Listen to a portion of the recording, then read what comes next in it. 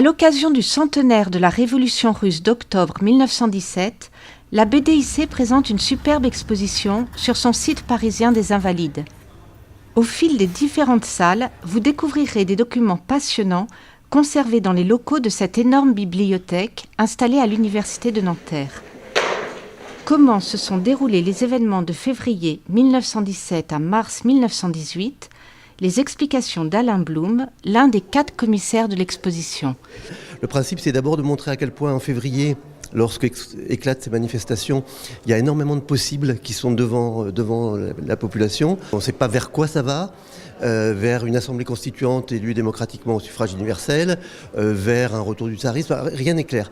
Et on montre que peu à peu ces possibles se ferment pour arriver à la prise de pouvoir par les bolcheviks en octobre 17, où d'une certaine manière, tout se termine, même si l'Assemblée constituante sera quand même élue, mais sera dissoute par les bolcheviks.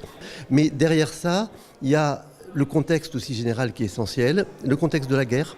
Donc on parle beaucoup de la guerre, qui explique la révolution, qui explique aussi l'échec de la révolution, de ce qui s'est passé en février, parce que le gouvernement provisoire ne veut pas sortir de la guerre.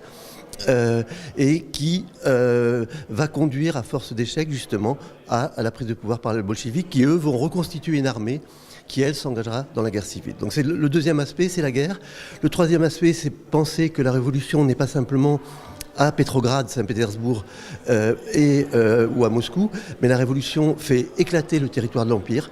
Et il y a énormément d'indépendances qui surgissent. Il y a l'Ukraine en particulier, il y a dans le Caucase, l'Arménie, la Géorgie, l'Azerbaïdjan. Donc la question des territoires est essentielle et elle va aussi se confronter à la guerre civile qui font éclater les territoires.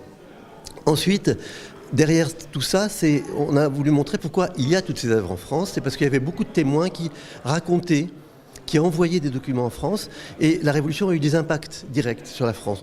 Les témoins, c'est aussi des émigrés qui partent très rapidement, entre 1918 et 1920, ils partent vers l'Occident, ils partent par Constantinople, et ces émigrés apportent des documents. Donc c'est l'autre aspect qui est très important, la question de la révolution artistique. La révolution, c'est aussi un éclatement de l'écrit, un éclatement, il n'y a plus de censure. Les artistes profitent de la révolution pour produire des œuvres qu'ils pouvaient peu produire. Et derrière la révolution artistique, il y a aussi tout l'usage des affiches, des œuvres artistiques par les bolcheviks pour faire de la propagande. Ils dessinent les ennemis, c'est le banquier, c'est le paysan riche, c'est le prêtre, et ils dessinent les amis. Et du coup, il y a toute une production d'œuvres qui vont être produites au moment des commémorations, mais aussi pendant toute la durée de la révolution des années qui suivent, où les bolcheviks tendent à donner leur représentation de la révolution, leur représentation des ennemis et des amis. Et c'est le dernier aspect, c'est comment on a construit une histoire d'octobre autour de ça.